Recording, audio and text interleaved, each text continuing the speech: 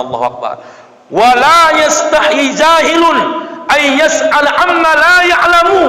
Jangan pernah kau malu bertanya apa yang enggak tahu kau. Ini Muhammad, Pak. Jangan pernah malu bertanya apa yang tidak tahu kau. Saya pribadi di channel ini saya sampaikan. Saya belajar baca kitab, menterjemahkan. Itu ada kawan saya yang sama-sama dulu berangkat ke Mesir. Asli orang rantau perapat satu kampung.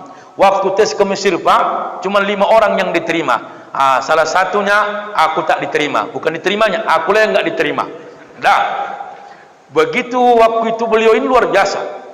Kok dibilang orang, Ustaz bukan tamatan Mesir, tapi kalau ceramah dalam kitab ini begini, dari mana belajar kitab? Saya sampaikan di channel ini. Nama guru saya orangnya sederhana, Masya Allah, sederhana orangnya, kemana-mana pakai baju pendek, pakai baju kaos, Pak. Tapi kalau baca kitab luar biasa, sekelas dokter pun dia menerjemahkannya. Saya bilang, kenapa tak mau kau ke publik? Aku tak pandai bercakap. Kau kan banyak cakapmu. Makanya apa yang mau kau cakapkan bilang sama aku biar ku bantu.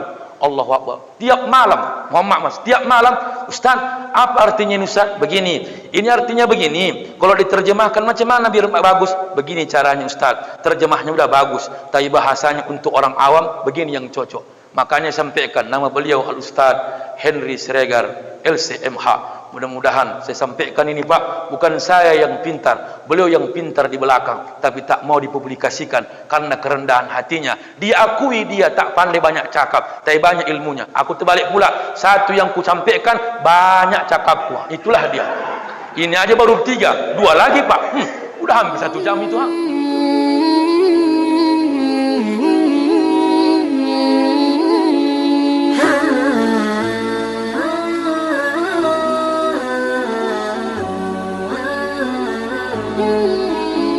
Beda-beda manusia ini, Pak, beda-beda. Jadi jangan malu. Saya pribadi tak pernah malu, saya betul. Begini saya kirim, saya screenshot. Ini kitabnya, halaman ini. Coba cek. Alhamdulillah, tiap hari Senin ke rumah selalu saya panggil, Pak. Senin pertama dengan ketiga selalu saya datangkan beliau ke rumah saya pribadi untuk ngajari saya. Bukan paten kali aku ceramah, bukan macam-macam. Sekarang enak jadi penceramah, tak ada modal ilmu asalkan pandai bercakap jadi. Inilah yang dibuat Ali bin Abi Thalib. Jangan kau malu bertanya yang tak tahu kau. Kalau kau orang tak tahu, sampaikan kau tak tahu.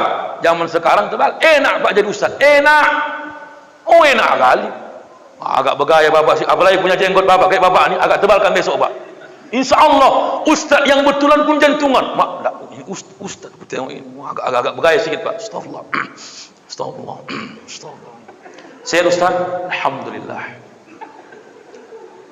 Dari mana Ustaz? Fayaghli. Agak-agak ke Arab-Araban sedikit. Fayaghli. Oh, fayaghli ya. Aghim. Fayaghli. Asal dari mana? Asal dari Aceh. Aceh. Sad Aceh. Atau Ustaz Aceh. Aceh. Subhanallah. Astagfirullah. Astagfirullah. Astagfirullah. Makanya saya pernah ceramah daerah Langkat. Saat itu di Langkat itu khusus Pak ulama-ulama Banten yang diturunkan mengaji di pesantren itu. Jadi saya ceramah beginilah. Waktu itu pakai nggak ada sorban, ditunjukkan. Waktu itu korenya pun Ustaz Darwin Hasibuan. Diginikannya saya, Ustaz itu hafal alfiyah. Masya Allah. Ini Ustaz hafal Quran. Hati-hati kalau ceramah. Saat itu saya di pesantren, Pak. Gini aja jantungku. Makin dikasih taunya, makin gak enak aku. Mati lakin Allahu Akbar. Tapi mohon maaf, ketika saya ceramah di belakang dia ngerasa mungkin dia waktu ceramah ada orang berilmu di depan dia. Makanya saya Pak Ustaz Henry ini, Mas, saya tak berani. Kalau di mana Ustaz ceramah dekat rumah dia masjid, saya yang ngisi Maulid Nabi, di teleponnya, Ustaz di mana ngisi? Udah nampaknya spandukku. Kosong aku malam ini, kosong. Datang dia di depanku. Allah, alhamdulillah. Pucal aku, tolonglah geser. Baru mundur dia ke belakang, baru lancar aku bercakap. Kenapa? Dia tahu keilmuan kita. Dia tahu. Maka kita hari ini, Pak, kenapa orang pede bercakap? Saya tak malu saya nengok buku begini. Kenapa? Takut aku kesalahan. Entah apa yang ku sampaikan, bagusan aku merasa boleh ku tengok tulisanku, walaupun Muhammad dianggap orang nengok catatan, nggak apa-apa nengok catatan, asalkan jangan lari-lari bahan awak kemana disampaikan. Itu nasihat guru saya, Ustaz Henry Sibuan, Ustaz Henry Siregar. Katanya, jangan malu kau buat tulisan, jangan kau malu mencatat. Begitu kau mencatat, kau tengok catatanmu, walaupun udah hafal kau. Makanya hafal Quran pun begitu Pak. Walaupun hafal Quran ketika disuruh baca, minimal dibuka saja. Jangan awak sok pateng-tengan, mentang hafal Quran 30 juz, ditutup. Begitu lupa, sadaqallahul azim. Itu Muhammad. Ini kata Ali bin Abi Thalib, jangan malu kau bertanya masalah apa yang enggak kau tahu. Ya, jangan malu bertanya. Makanya Bu, kalau anak rajin bertanya, jangan marahi. Itu pengen jadi orang pintar. Saya tiap malam Pak, tiap malam, asalkan saya tanya, Ustaz ada kegiatan? Lagi kosong. Dia ngajar di Harapan. Oh ya lagi kosong Ustaz. Oh kuserlit, aku tadi baca kitab Ustaz kayak gini. Macam mana Ustaz yang betul maknanya? Begini. Sampai pernah kami Pak sebelum menikah beliau, saya pernah muzakarah sampai jam 4 pagi sampai sahur. Begitu dia menikah, menangis aku Pak. Oh ya, kuranglah waktu dia sama aku belajar. Karena butuh nyawa orang berilmu. Kalau yang bercakap ini banyak apa? Tengok YouTube, tengok YouTube kami, jadilah itu. Catat, selesai. Assalamualaikum warahmatullahi wabarakatuh. MZ. Bapak Ibu yang saya hormati, hidup ini singkat, betul. Kan mirip kan Pak? Tapi apa guna? Maka kalau ada ustadz orangnya sederhana, walaupun tak populer jam terbangnya, tapi banyak ilmunya, tolong hargai yang begini Bu. Inilah yang menyelamatkan kampung kita. Ustadz kondang pun dia kalau tak ada waktunya untuk kita, tak ada gunanya ilmunya di kampung kita ini. Muhammad, itulah bahaya. Makanya saya mohon maaf Bapak Ibu, di tempat saya tinggal, saya dimasukkan pengajian. Kenapa? Masa awak di samping rumah awak pun tak mengaji? Kan parah kali itu. Itulah menunjukkan kita masih banyak ustaz-ustaz yang tawadu. Saya pribadi Bapak Ibu, kalau tahu Ustaz Endro di sini, tanya sama Mas Idin, datang itu. Saya kadang-kadang malu saya. Dia kemana-mana ceramah ikut mendengarkan. Sekelas dia ustaz, Muhammad ketua FKSM, satu kecamatan ini, luar biasa kan? Dia masih mau mendengarkan ceramah ustaz. Sesama ustaz lah yang paling parah dan tak mau mendengarkan ceramah orang. Kenapa? Merasa dia diceramai. Aku ustaz kok, Allah siapa kali kau? Tahan dia tak datang, walaupun di rumahnya dia. Nggak datang ustaz, berisi pada nonton TV dia. Aku langsung aku ini Pak. Jadi Muhammad, saya berharap jangan malu. Yang keempat, ini pula yang kena sama orang berilmunya. Apa pula? Wala yastahi alimun idza su'ila amma la ya'lamun ay yaqula Allahu a'lam. Kau jangan malu mengatakan yang tak tahu kau, walaupun kau orang berilmu. Ucapkanlah ketika kau tak tahu ditanya orang, Allahu a'lam. Orang Arab Pak, kata guru saya tadi nih, dia alumni Mesir, ya, alumni Mesir, dikata, oh kami ustaz dulu waktu belajar di Al-Azhar, biasa itu doktor, profesor, kalau ditanya mahasiswa, jawabannya Allahu a'lam, aku tak tahu, hanya Allah yang tahu. Kalau kita di Medan ini Pak, semua dijawabnya, menurut saya, entah siapapun dia, menurut saya, kalau enggak kayak gini, salah. Itulah penyakit kita hari ini Pak. Di pandangan di masyarakat umum, baru 2 kali mengaji, oh ya macam dia ulama. Ini salah.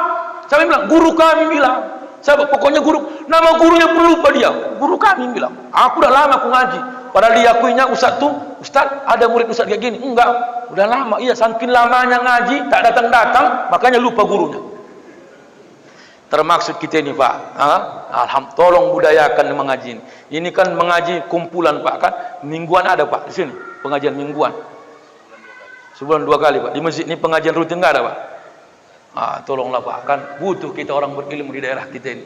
Tak pun mohon maaf, saya selalu sampaikan, contohnya jangan takut kita masjid nih habis anggarannya untuk acara keagamaan, meningkatkan keilmuan. Cuma memang ada penyakit BKM, ditegurnya Ustaz. Iya, kami tak buat di sini Ustaz pengajian, bukan nggak ada duit kami bayar Ustaz, tapi nggak ada jamaahnya Ustaz. Pernah kami buat pengajian subuh, nggak ada yang datang, bingung Ustaznya. Mak, aku terkejut lah, oh ya lah Pak, aku pikir. Ada juga begitu Pak, nggak tahu lah aku di sini Pak, di sana. Di sini nggak tahu lah aku.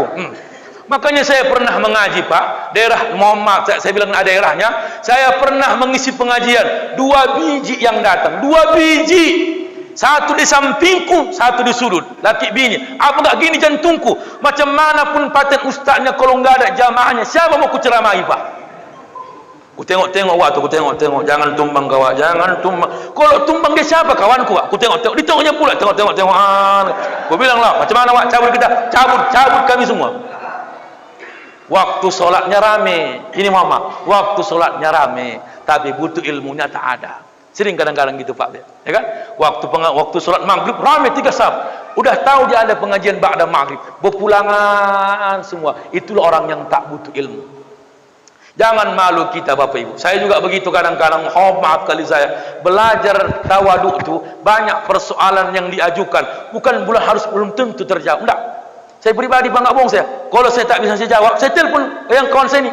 Dia tak mau dibilang guru karena satu sebaya, Pak, ya kan? Sebaya. Ustaz, yo, ini tadi ada orang bertanya Ustaz, kayak gini. Macam mana menurut Ustaz? Udah aku jawab, tapi belum pulang aku ini. Kira-kira jawabanku betul apa tidak? Betul. Ini ayatnya. Buka kitabnya. Baru alhamdulillah, Bu, jawabanku betul. Udah dijawab Ustaz nih. Ya Ustaz. Kadang-kadang kan payah kita sekarang. Saya pernah ada kejadian begini. Ustaz, ada orang ceramah katanya. Apa ceramahnya? Katanya ada orang, setiap orang yang bersetubuh malam hari, malam Jumat, maka sama pahalanya seperti orang berangkat umroh. Oh, ku bilang, Pak, enggak tahu aku hadisnya, Bu. Oh iya Ustaz, Ustaz kami yang ceramah. Jadi kalau dia mau ngajak bersetubuh umroh yo. Oh, enak kali ku pikir kan. Ku tanyalah kawan ini, Ustaz ini. Oh, tak ada. Mana ada hadis yang mengatakan seenaknya orang bersetubuh pahalanya seperti orang umroh. Sama juga begini bukan? Orang yang bersetubuh malam Jumat membunuh orang-orang kafir. Bagaimana mungkin pula membunuh orang kafir? Awak yang enak, orang itu yang terbunuh. Ini contoh. Jangan diakal-akali. Kita kadang-kadang, Pak, gara-gara itu saya nggak malu, saya betul. Makanya ustaz-ustaz, makanya booming ustaz-ustaz yang pintar, Adi Hidayah, Ustaz Abdul Somad, memang udah di otaknya jawaban itu, Pak. Setiap masuk kertas, nah, ini, dalam kitab ini, hadis ini. Awak macam mana? Ya kan? Ustaz, apa hukumnya? Pernah lagi begini, Bapak Ibu. Apa hukumnya Ustaz? Apa, Pak? Hukumnya begini, Ustaz. Apa? Pokoknya begitulah Ustaz. Apanya kawan aku pikir hukumnya begini, masalahnya begitu, pokoknya begitulah. Aku pun ya udahlah kalau begitu, aku bilang. Jadi kalau pertanyaannya masalah akal, jawablah melalui akal. Dia nanya begini sebenarnya, Ustaz, apalah hukumnya Ustaz jika suami, jika dia royal sama orang lain tapi pelit terhadap keluarga? Tapi ada ustaz ceramah katanya orang yang bersedekah kepada seorang suami memberikan belanja kepada istri samalah dikatakan dia bersedekah. Apakah perlu diucapkan ustaz suami memberikan belanja, ini sedekahku samamu ya? Oh, saya jawab Bapak Ibu, saya bilang, Bu, makna sedekah yang disampaikan Nabi terhadap suami memberikan belanja terhadap nafkah anak istri, pahalanya bukan bahasa ucapannya, pahalanya sama Allah berikan sedekah. Jadi kalau bapak Pak royal sama orang, berarti bapak bodoh, bapak banyak bersedekah sama orang, tapi sedekah yang wajib tak pernah kita pikirkan, itulah istri. Oh, kadang-kadang banyak laki-laki begitu. Oh, kalau di kedai kopi, Bu, paling royal itu. Dulu, berapa? Udah. Rokoknya, Bang? Udah. Marah dia, mau dilempar. Udah macam enggak berkawan kau. Datang bininya, Bang, lewat sate, Bang. Jangan makan sate deh ya. Perut kau enggak tahan. Itu banyak mericanya, pedas. Lemas bininya. Kau enggak bakso, Bang, formalinnya. Penyedapnya banyak itu kata apa? Lemas. Jadi apa, Bang? Ya udah tahan dulu, tahan. Makan malam mengundang gula. Makanya kau lemas. Aku, Bang, bukan karena gula aku lemas, kurang gula gara-gara Abang gitu. Nah, Bapak Ibu, ini dia.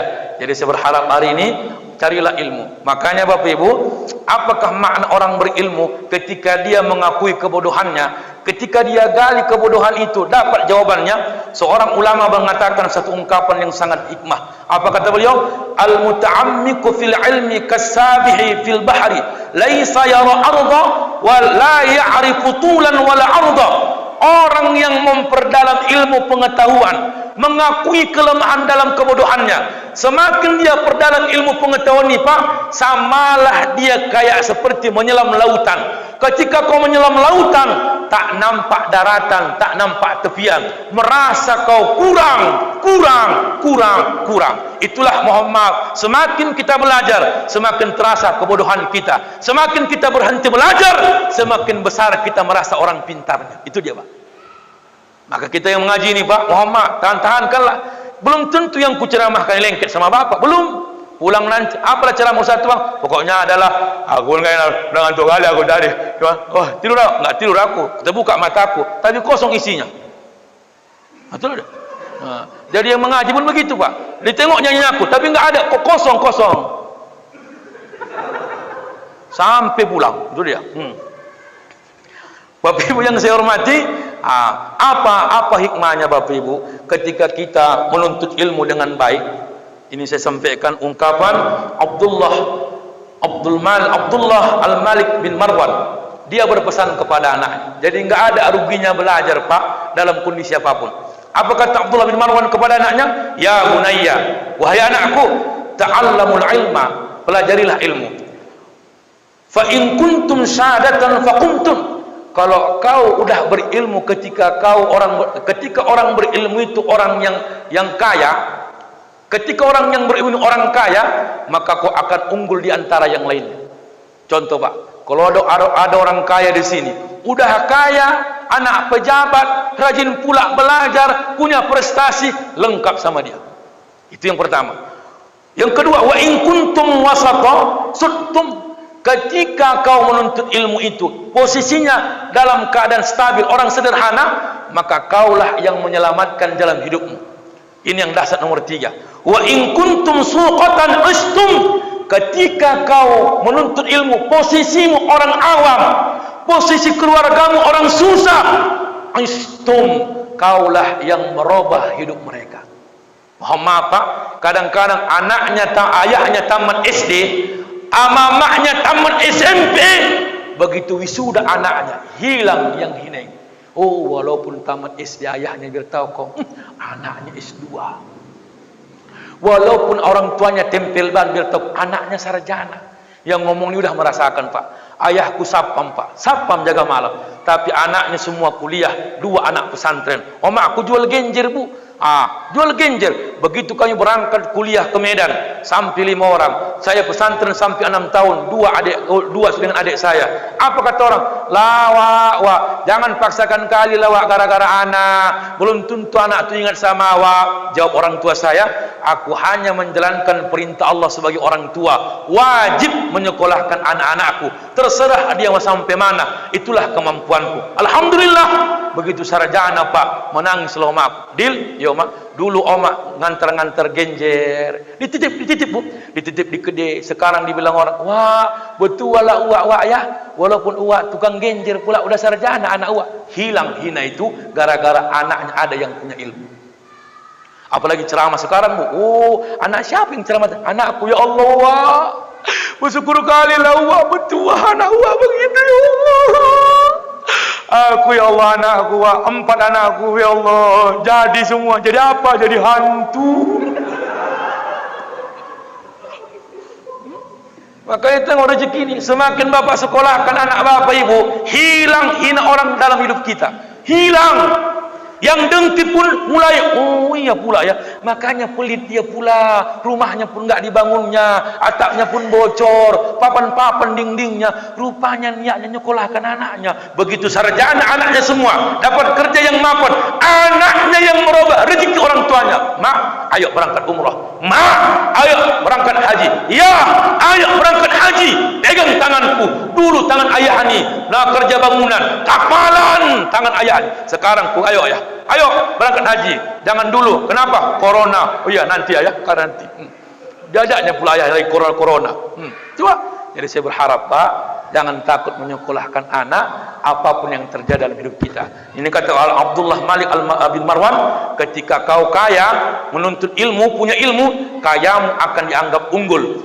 Karena Pak, orang kaya kalau tak ada ilmunya tetap dipuji orang. Contoh, Mak, si anu enggak sekolah mak lo, udah putus sekolah dia. Apa kata anaknya, sama mamanya? Ya wajarlah nak putus sekolah. Dia sekolah mau tak sekolah, sawit ayahnya 30 hektar di Langkat. Dia tahu kau. Kau mikir kau. Mikir kau. Enggak sekolah kau mau jadi apa kau? Sekolah aja kau enggak jadi apa-apa. Mama ini sekolah aja enggak jadi apa-apa. Makanya Bu, jangan jengkali anak ketika dia hari ini. Aku makku dari dulu bandel, saya pesan dulu. Bandel betul. Aduh, malu saya Pak. Kalau kawan-kawan jumpa di pesantren, jadi ustaz pula kau ya. Doa oma aku. Asalkan marah oma aku, Bu. Dibilangnya sama aku, mudah-mudahan kau jadi ustaz. Luar biasa Pak. Asal marah dia dipeluknya aku, mudah-mudahan kau jadi ustaz. Jadi ustaz hari ini. Jangan ibu marah sama anak, ibu maki-maki. Kau mau jadi apa lah? Ya Allah, udahkah ayah kau hancur? Ayahnya pula dibawa-bawakan. Ya Allah. Alah Tuhanku. Tapi sana pun hancur mak. Dia hancur, dia enggak sekolah. Dia tahu ruku ayahnya berapa biji di cemen-cemen ini. Kau ayah kau? Iya ya mak ya. Makanya sekolah baik-baik. Alhamdulillah. Itu dia Pak kan? Ketika kita kaya, tak pernah dihina orang itu. Nah, yang terakhir Bapak Ibu, apa pesan Ali bin Abi Thalib kepada kita?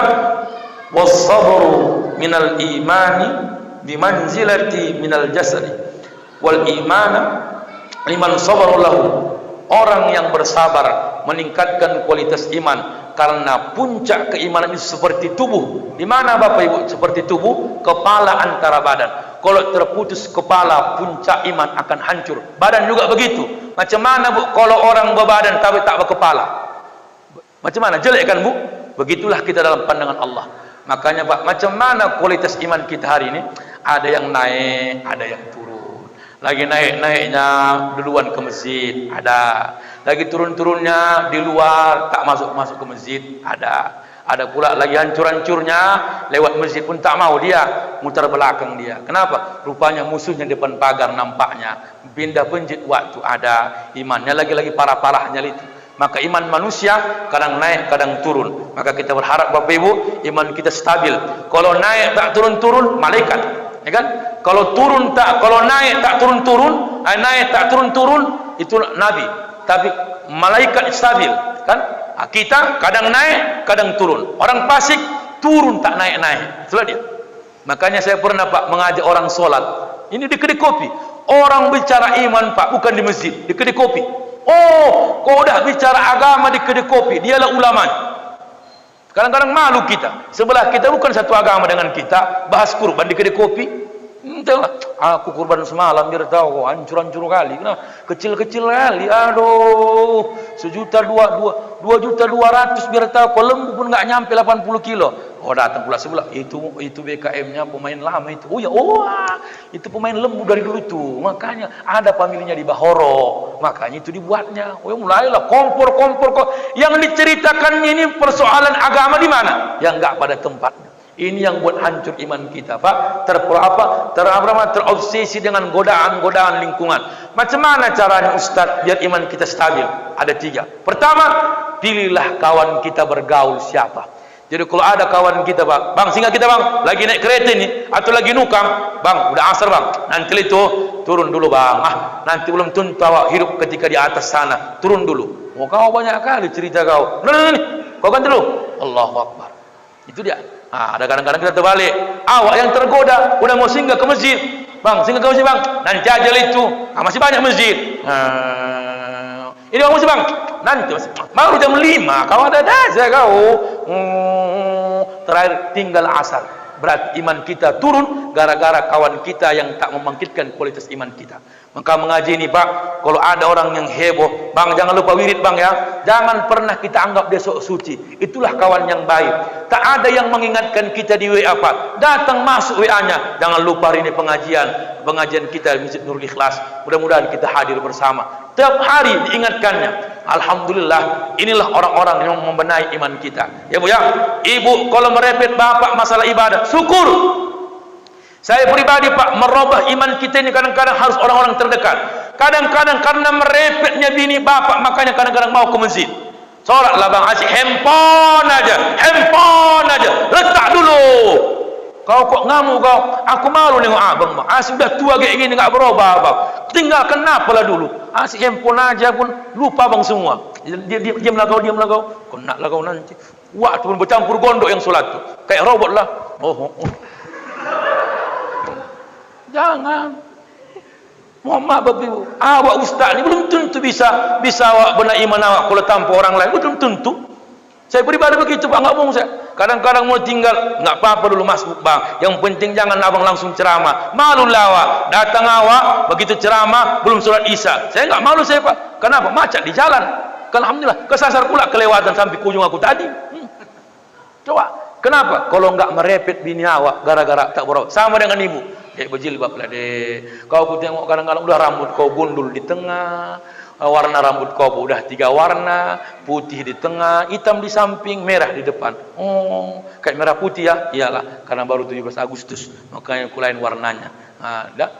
Udah, abang pun banyak kali cerita abang. Lebih parah abang, bukan lebih parahnya. Kita udah tua-tua, apa mau dikejar lagi? Datanglah ke masjid. Kau nggak datang nanti kau dek, nggak ada perempuan di masjid loh. Ada aja kau. Biasanya paling berapa orang perempuan? Padahal datang ibu nih, walaupun oyong-oyong dia datang ke masjid. Ditanya, mau kemana kak? Pengajian. Biasanya kakak nggak datang. Abang kau merepet di rumah merepet. Datang dia. Sama kayak kita bahari. Makanya yang kedua, carilah majelis yang mendengarkan nasihat, terbuka hati kita. Ini dia Pak. Alhamdulillah daerah kita ini masih banyak pengajian. Kan masih banyak pengajian. Subuh Ahad ada. Tiap subuh Ahad datangi. Karena Bapak Ibu begitu ramai awak dengan orang-orang soleh, semangat iman itu semakin bertambah. Allah begini putih-putih semua. Apa enggak enak lah awak jumpa di surga dengan sahabat-sahabat awak solat subuh. Masya Allah. Kalau teman dalam iman Pak payah dicari. Kalau teman dalam mengundang dosa berserak di luar sana. Berserak. Sehingga dulu bang. Kemana bang? Wirid. Allah. Apa? Sini aja. Ini kita ngopi. Dua-dua batang. Enggak singgah waktu. Ngopi dia. Coba lah. Makanya kita berharap Bapak Ibu. Inilah pesan Ali bin Abi Thalib kepada saya dan kita semua. Saya hanya menyampaikan pesan beliau. Dan kita juga sama-sama mengamalkan. Pertama tadi. La yarzu abdun illa rabbah. Jangan kau berharap kepada orang. Berharaplah kepada Tuhan.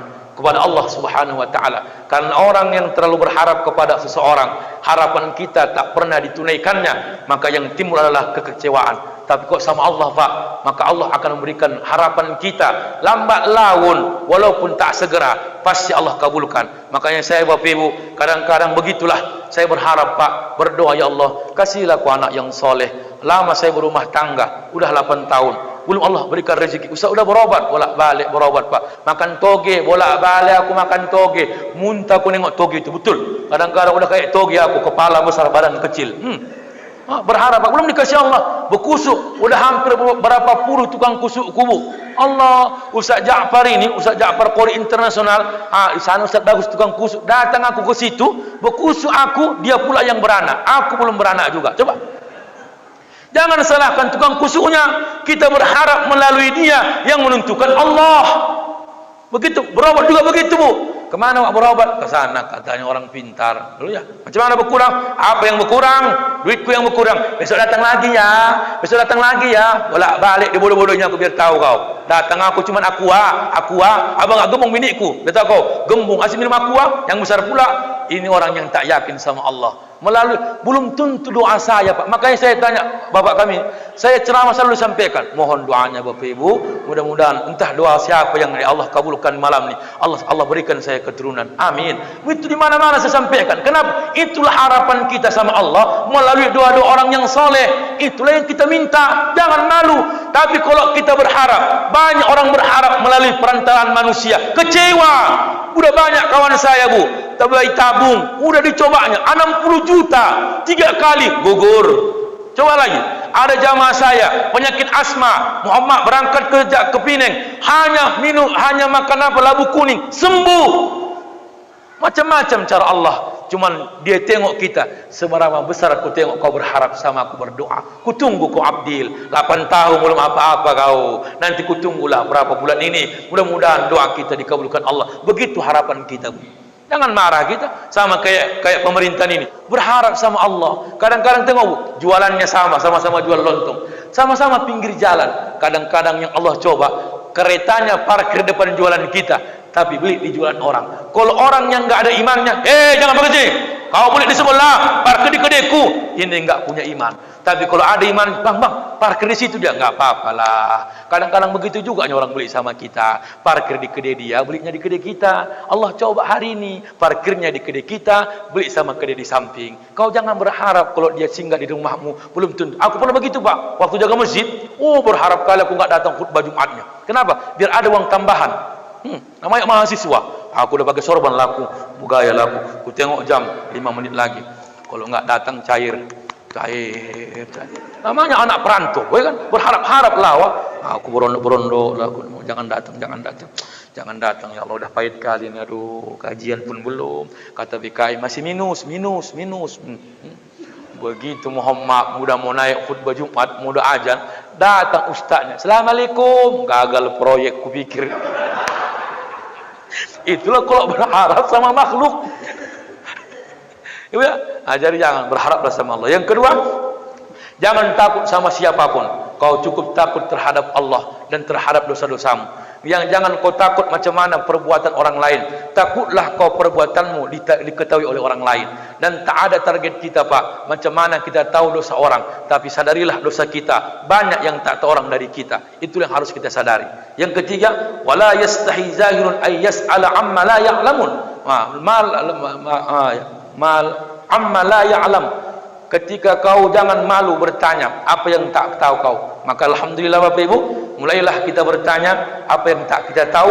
InsyaAllah dengan cara ada 3. Ada orang bertanya, Pak, model pertama, dia tahu tapi ngetes pengetahuan orang. Hati-hati. Nah, Ustaz, apa kayak gini Ustaz? Padahal tahu dia jawabannya. Dia hanya ngetes jawaban dari kita. Ada enggak ilmu kawan? Ini orang yang sangat tak layak dijadikan sebagai acuan kita, sebagai orang yang bertanya.